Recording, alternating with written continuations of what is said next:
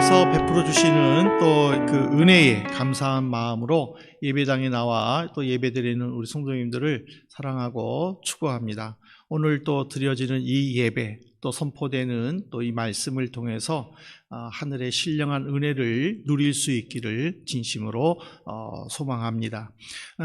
우리 성도님들은요, 행복하다라고 생각했었을 때에 어떤 부분과 관점에서 행복하신가요? 아마 우리 대부분은 이 물질적인 요소에 조금 중점을 둬서 통장의 잔고가 넉넉하거나 아니면은 또 생각지도 않는 또 이렇게 돈이 이렇게 또 번다거나 또 아니면은 어떤 맛있는 음식을 또 이렇게 사 먹는다거나 그런 데서 또 아마 좀 소소하지만은 또 행복감을 느낄 수도 있을 것입니다. 그러나 또 다른 면에서는 내가 그동안 소망했던 것, 내가 정말 간절히 기도했던 것들이 응답되면 그 또한 행복할 것입니다. 만일 이런 것들로만 행복하다라고 우리가 정의를 내린다면 아무래도 미국이나 이 유럽 쪽이 그 행복 지수가 더 높아야만 되는 것이 사실일 것입니다. 그런데 의외로 행복 지수가 높은 나라의 탑 3에는요, 방글라데시, 그리고 부탄, 그리고 이제 핀란드가 들어갑니다. 선진국 중에서 유일하게 핀란드가 들어간 것은 의외인데, 이 핀란드에는 로곰 사상이 강하다고 합니다. 이 스웨덴 말로 이 로곰이라는 것이 적당한 또는 균형 있는 이라는 의미랍니다. 그래서 많지도 아주 적지도 않는 그 이 적정선에서 이렇게 만족을 누리는 그런 삶의 라이프 스타일이라고 전해집니다. 그래서 그냥 너무 많아서 감사하고 행복한 것이 아니라 그냥 그저 먹고 살 수 있는 요 정도의 수준에서만 그들은 행복을 느낀다고 합니다. 그리고 우리가 잘 알고 있는 방글라데시, 부탄, 다들 못 사는 정말 아주 빈약한 나라죠. 그런데 그들이 가장 행복한 나라에 꼽혔다라는 것은 어떤 물질이나 또는 오래 사는 장수나 건강 이런 것들이 행복을 이렇게 규정하는 것은 아니다라는 것을 우리에게 보여줍니다. 오늘 본문을 보면은요, 사람의 관점에서 볼 때에 바울은 행복하다라고 고백할 수가 없는 상황인데도 불구하고 그는 하나님께 감사하다 그리고 성도들 생각하면서 기쁘다라는 고백을 하는 것을 보면 그의 어떤 성숙한 영적 믿음의 모습을 보여주지 않았나 이렇게 생각을 합니다. 바울이 빌립보 교회 성도들을 생각할 때마다 하나님께 감사하다 그리고 성도들을 생각할 때마다 행복하다 기쁘다라고 말했는데 이 빌립보는 AD 50년에 바울이 디모데와 그리고 실라와 힘을 합해 가지고 이 교회를 개척을 했습니다.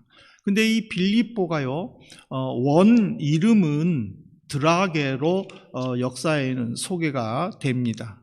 근데 이제 이 빌립보라고 된 이유는 뭐냐면은 알렉산더 대왕의 아버지 필립 2세가 왕으로 있을 때에 이 마게도냐 왕이었죠. 마게도냐의 지역들을 확장하면서 그 금광도시인 이 크레니데스와 이 주변에 있는 그 마을들을 자그마한 성읍들을 흡수를 해가지고 그거를 큰 성읍으로 만들고 자기의 이름을 따서 빌립보다라고 이름을 지었다고 합니다.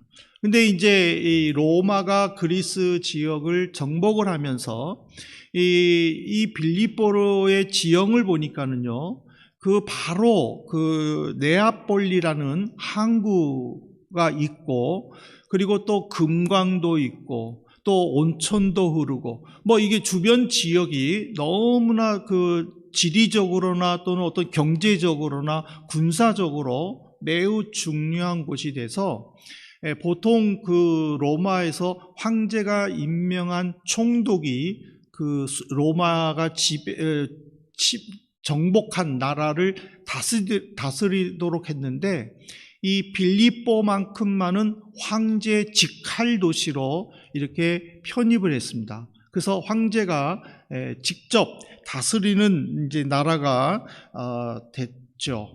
여기에 이제 바울이 두아디라 성에서 자주색 옷감을 파는 루디아라는 여인을 만나서 그 여인의 집에서 가정 예배로 시작을 하다가 이제는 빌립보에 교회를 세울 정도로 굉장히 크게 성장을 했습니다.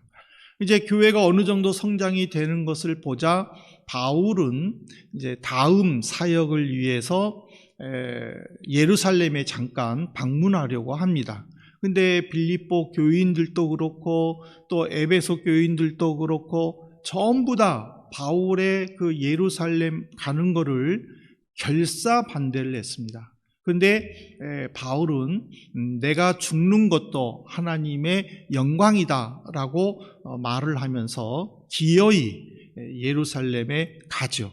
그래서 결국에는 바울을 반대하는 유대인들에 의해서 붙잡히게 되고 이제 예루살렘 성 안에서 폭동이 일어나는 것을 보고 총독의 군사들이 이제 바울을 붙잡죠. 그리고 이제 바울은 나는 로마 사람이기 때문에 나는 유대인들에게 재판받을 필요가 아무것도 없다. 나는 황제의 재판을 받겠다 하고 상소를 함으로 말미암아 이제 로마로 압송되죠. 그리고 이제 로마의 감옥에 갇혀 있으면서 바울은 빌립보 교회 성도들을 생각하게 됩니다. 그리고 이제 그들을 위해서 AD 61년경에 편지를 쓰는데 그 편지가 바로 빌립보서입니다. 바울은 간단하게 1절부터 2절에서 이제 안부 인사를 묻죠. 그리고는 바로 3절에 보니까는 내가 너희를 생각할 때마다 나의 하나님께 감사하다라고 고백을 합니다. 너희를 생각할 때마다. 그러니까 바울이 빌립보에서 힘들게 교회를 개척을 해서 성장을 시켜놓고 그리고 또 떠났다가 의도치 않게 자기는 죄의 수의 몸으로 로마 감옥에 갇혀 있는 이 시간들을 생각할 때에 참 감사하다고 고백을 했는데 우리는 의문이에요. 뭐가 감사하지? 그렇잖아요. 지금 죄인의 신분이잖아요. 교회를 멋지게 개척했으면 어떤 큰 교회 목사로서의 어떤 호사를 누린다든지 아니면 복음을 전한다든지 이런 것들로 인해 감사하다고 할 텐데 그는 죄수의 몸인데도 불구하고 왜 감사하다고 했을까를 우리는 한번 생각을 해보면서 그의 감사를 그의 기쁨과 행복을 우리의 것으로 삼은 것이 이 시대의 우리의 모습이 아닐까 생각을 해봅니다. 바울이 빌립보 교회 성도들을 생각할 때마다 감사하고 행복했던 것은 오늘 10절까지의 본문에 보면은요 크게 두 가지가 나오는데 첫 번째로는 뭐냐면 빌립보 교회 성도들 간의 교제를 생각할 때에 그것이 너무 감사했다라는 거예요. 5절에 보십시오. 너희가 첫날부터 이제까지 복음을 위한 일에 참여하고 있기 때문이다. 이 첫날이라는 것은요, 바울이 빌립보에다가서 처음으로 복음을 전파했고 그 복음을 들은 사람들을 중심으로 예배를 드렸는데 그것이 점점 모여져서 이제는 가정 예배에서 이제는 교회로 발전될 정도로 그렇게 크게 확장됐다라는 거죠. 그때부터 지금까지, 즉 바울이 로마 감옥에 갇혀 있는 이때까지의 성도들 간의 그 교제를 생각할 때에 너무나도 감사했다라는 거예요. 근데 복음을 위한 일에 참여했다라고 했잖아요. 이 참여가 헬라어로는요 코이노니아입니다. 코이노니아는 교제 또는 나눔이라는 의미를 갖습니다.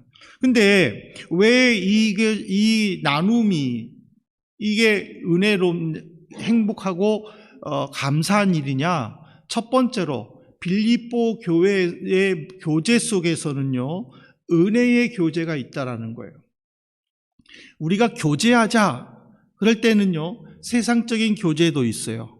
세상적인 교제에는요 사람들이 누군가가 호스트가 되어서 게스트들을 다 초대하는 거예요.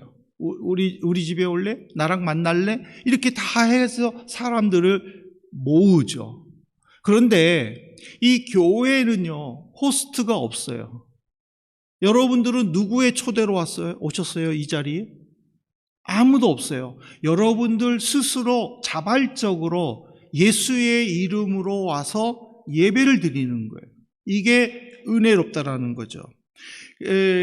요한복음 12장 32절에 보면은 예수님께서 제자들에게 자신의 죽음에 대해서 가르치면서 앞으로 일어날 일들을 이야기를 했는데 그 중에 뭐가 있느냐면은 내가 땅에서 들리면 곧 죽으면 모든 사람을 내게로 이끌겠노라, 내게로 모이도록 하겠다라는 의미예요. 예수님은 죽으셨어요. 근데 다시 살아나셨어요. 하늘로 올라가셨어요. 그러면은 흩어져야 돼요. 제자들도 흩어져야 되고 또 그동안 예수님을 따라다녔던 사람들도 다 숨어야 돼요. 그렇잖아요. 왜? 그동안 자기들이 따르는 리더가 사라졌기 때문에. 근데 이상하게 제자들이 모이기 시작한 거예요. 그리고 예수님을 따르던 성도들이 모이기 시작한 거예요. 그리고 그들은 같이 기도하다가 성령을 받으니까는 이제는 예루살렘에서 적극적으로 복음을 전파하게 되고 예루살렘이 예수 그리스도를 따르는 무리들이 많자 이제는 바리새인들이 직접적으로 예수 믿는 사람들을 핍박했을 때에 그들은 퍼져나간 그들이 또 사람들을 모으고 로마의 속국에 있는 모든 나라들은 황제 숭배를 강요하면서 핍박함에도 불구하고 그들은 숨어서 예배 드릴지언정 흩어지지를 않았다는 거예요. 전부 다 모아졌다는 거예요. 예수님이 마치 모든 철들을 끌어모으는 진한 자석처럼 다 예수의 이름으로 자발적으로 모이겠다라는 거예요. 바로 요한복음 12장 32절의 말씀이 응답되는 순간이라는 거예요. 그렇기 때문에 이 세상의 모임과는 달리 교회의 모임은 은혜의 교제가 될 수밖에 없다라는 것을 우리에게 가르쳐 주는 거예요. 그거를 바울이 생각하니까 너무 감사하다라는 거예요. 두 번째로 이 빌립보 교회의 교제에는요 서로를 향한 사랑의 교제가 있다라는 거예요. 이 세상의 모임은요 호스트에 의해 비자발적으로 모였지만은 그 속에서는 다 암암리에 자기를 나타내려고 해요. 자기의 어떤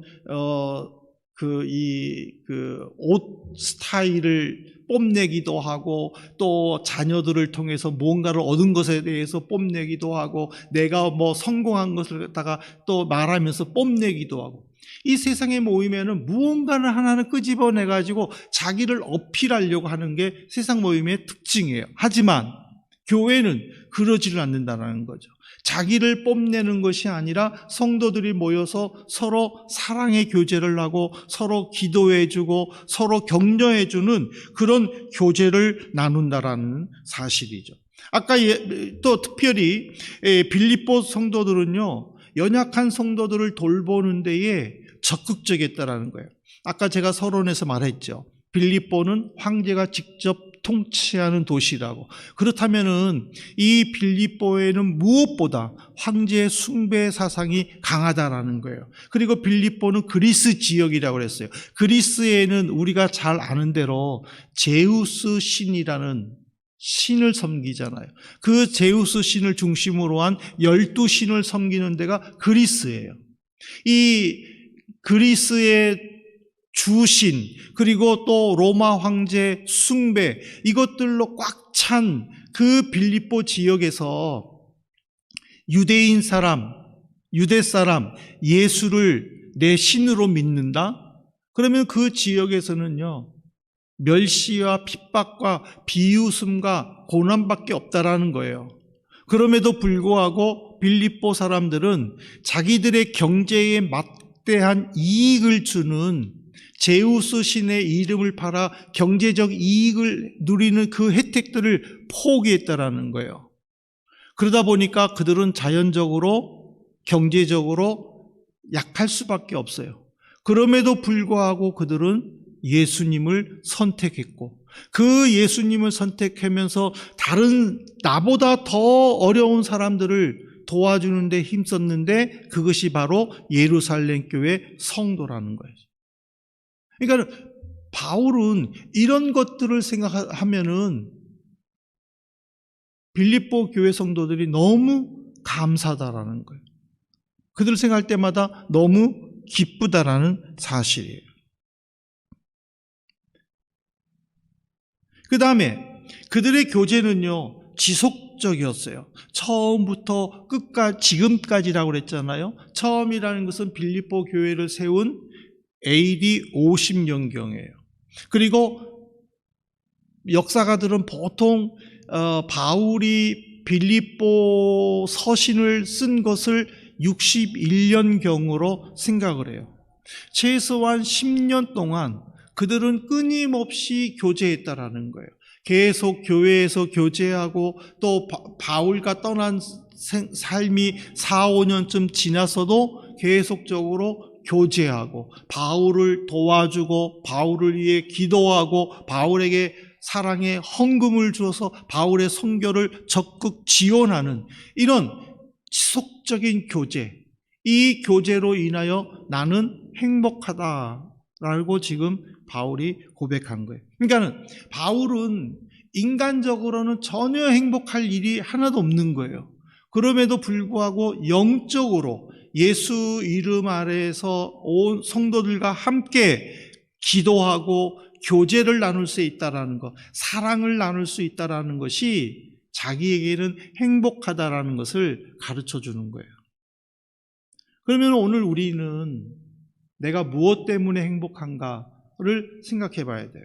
물질적인 요소가 가미됨으로 인하여 내가 행복할까? 그것이 진정한 행복인가를 우리 한번 생각해 봐야 돼요.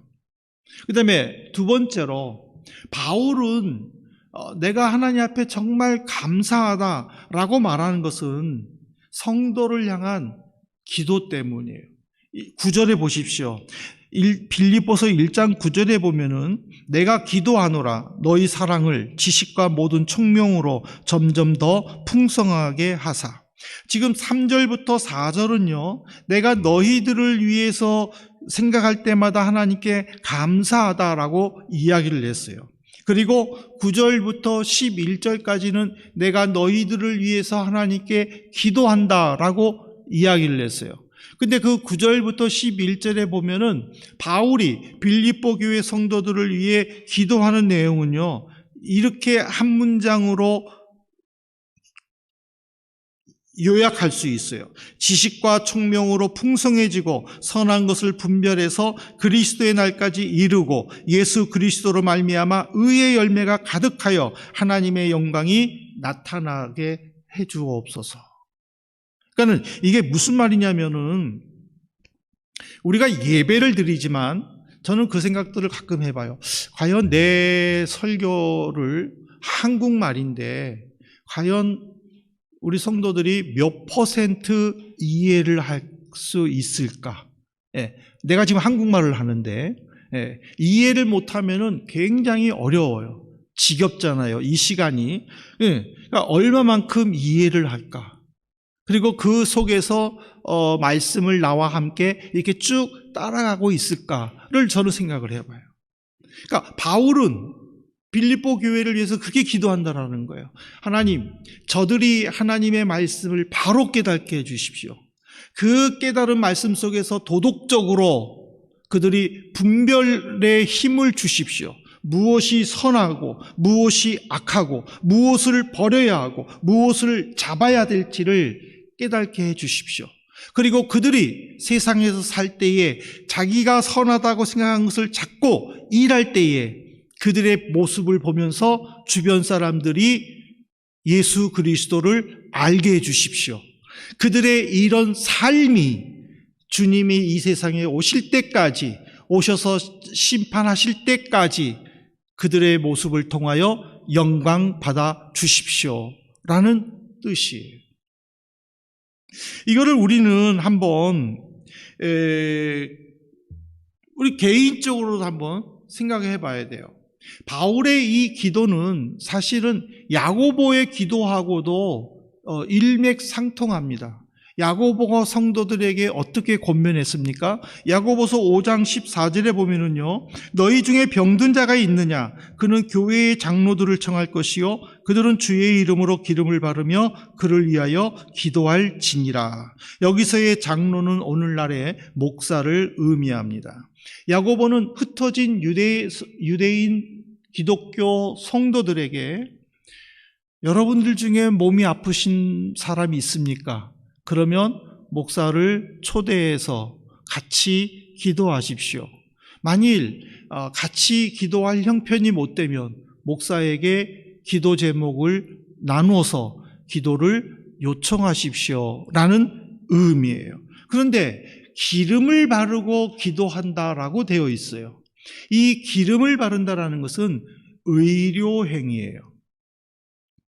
성도는 세상 사람처럼 치료를 받을 권리가 있어요.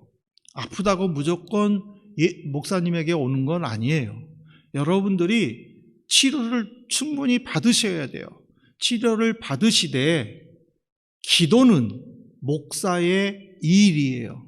그렇다면 여러분들이 치료를 받으면서 목사에게 온다라는 것은 뭐냐면 내가 암암리에 지을 수도 있는 죄들을 고백을 하고 그 죄의 용서함을 위해 같이 기도하고 그래서 치료를 통하여 하나님의 기적을 체험하라 라는 것이 야고보의 이야기예요.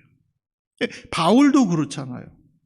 바울도 빌립보 교회 성도들을 위해서 기도하는 거예요. 그들과 지속적으로 교제를 나눴다는 것은 뭐냐면 바울이 빌립보 교회 디모데를 통해서 빌립보 교회 성도들의 영적 상황들을 듣고 그들을 위해 기도하고 그들을 권면하고, 그러니까는 바울은 성도들을 향한 분명한 비전이 있었기 때문에 권면을 하거나 때로는 책망을 하거나 그러면서 늘 하나님의 삶을 향해 나가도록 요구한 것이 빌립보서의 특징이라는 거죠. 오늘 우리가 이 자리에서 예배를 드리는데 영적인 기쁨을 체험하지 못하면은요, 사람들은 참 외롭고 힘들어해요. 그 외롭고 힘들어할 때에 대부분의 사람들은 세상적인 것에서 즐거움을 찾으려고 해요. 그래서 음식이나 옷 또는 취미생활이나 여행 등 이런 것들로 행복을 찾으려고 해요. 여러분들 어디 기차 여행 간다 그러면 기쁘지 않아요? 여러분들이 한국에 갈 계획을 지금 세우고 계신 분들이 있어요? 좀 흥분되지 않아요? 야, 내가 이제 한국 간다. 그러면은, 막 흥분돼요. 기대돼요. 왜? 그것만 생각하면은 기뻐요. 왜? 한국이라는 내 부모님이 계신 곳, 내가 편안한 곳에 간다라는 그 기대감 때문에 행복하다라는 거예요. 그러니까 영적인 기쁨 속에서 이런 기쁨을 맛볼 수 있다면 정말 좋죠. 근데 영적인 기쁨을 누리지 못하면서 이런 것들로만 자꾸 기쁨을 누리려고 해서는 안 된다라는 것을 지금 바울은 빌립보 교회 성도들을 통해서 우리에게 가르쳐 주는 거예요. 우리 성도들 중에서 그렇잖아요. 정말 유난히 외로워하는 사람들 많아요. 유난히 혼자 있는 거를 못 견뎌 하는 사람들이 종종 있어요. 그것은 나의 어떤 고민이라든지 또 나의 어떤 비전이라든지 지금 내가 가는 방향이 이게 올바른 길인가에 대해서 영적으로 진지하게 같이 고민할 친구나 또는 내가 쉽게 목사에게 이 문제를 놓고 오픈해가지고 기도를 부탁할 용기가 없기 때문일 수도 있어요.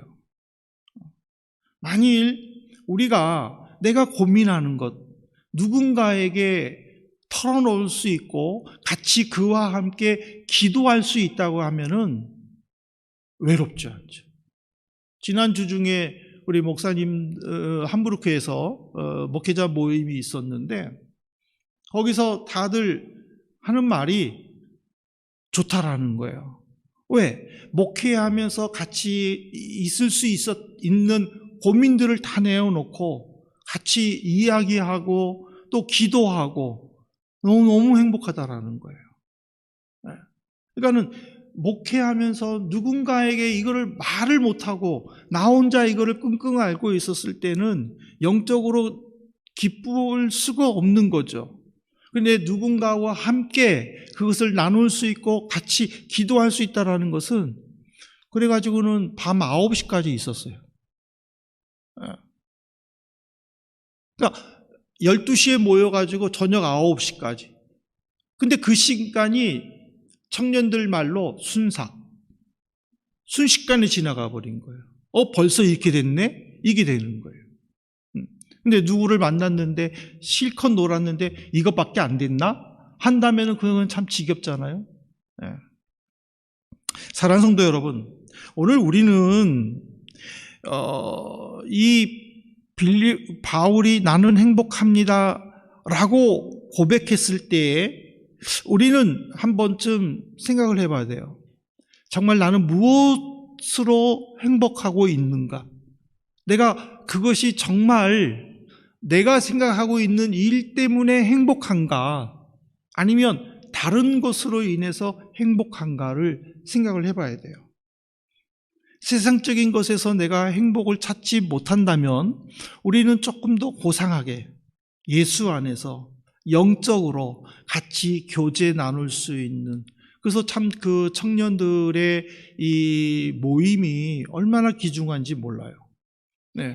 그 청년 모임 속에서 같이 조장과 또 리더와 또 그 옆에 있는 모든 내 그룹 사람들과 함께 나의 어떤 고민들, 문제들을 털어놓고 같이 기도할 수만 있다면은 그거에 대해서 정말 그 안에서만 다른 바깥으로 새어나지 않고 그 안에서만 그 문제를 같이 고민해 줄 수만 있다면 그 모임은 정말 아름답다라는 사실이죠. 빌립보서 1장 10절에 보십시오. 너희로 지극히 선한 것을 분별하며 또 진실하여 허물 없이 그리스도의 날까지 이루고. 그러니까는 성도들과 함께 같이 영적으로 고민하면서 무엇이 진리고 무엇이 올바른가에 대해 고민하며 그것을 선택해 가고 그것을 통하여 하나님의 영광을 나타내는 그 과정 속에 있는 바울은 기쁘고 감사했다라는 거예요. 저는 이 바울의 고백이 저는 저의 고백이 되기를 저는 지금도 사모하고 있어요. 외국에서 목회하는 것은요, 육체적으로나 또는 영적으로 참 힘들고 또 외롭고 지칠 수도 있어요. 그렇지만 이런 환경 속에서 제가 힘을 얻을 수 있고 용기를 얻을 수 있는 것은 성도들과 함께 기도 제목을 나누면서 같이 울고 같이 웃으면서 기도하는 그 영적인 능력과 교감 때문이라는 거예요. 함께 기도하고 또 그 기도를 통하여 역사하시는 하나님의 손길을 같이 공유할 때에 참 목사로서 뿌듯하고 행복한 거예요. 우리 성도들도 적어도 한민교회에서 신앙생활하는 동안에는 이런 걸로 행복했으면 좋겠어요. 내가 소망했던 것이 이루어서 행복했다라기보다는 내가 여기서 공부하는 동안에 기도했던 것들이 이루어진 것에 대해서 감사하다라고 고백하는 그 영적인 기쁨, 내가 참 힘들고 어려웠는데 함께 성도들과 기도하면서 그 어려움들을 헤쳐서 여기까지 왔다라고 고백할 수 있는 그 믿음의 고백, 그것이 우리 한민교회의 행복이 되기를 진심으로 소망합니다. 우리가 그 서로 힘을 합할 때, 서로 사랑의 교제를 나눌 때에 힘들고 어려운 빌립보 교회 성도들의 환경처럼 우리도 그 환경 속에서 극복해 나갈 수 있고, 그리고 또 함께 하시는 하나님의 은혜를 체험할 줄로 믿습니다. 말씀을 듣는 우리 모든 성도님들에게 이런 은혜가 임하시기를 주님의 이름으로 축복합니다.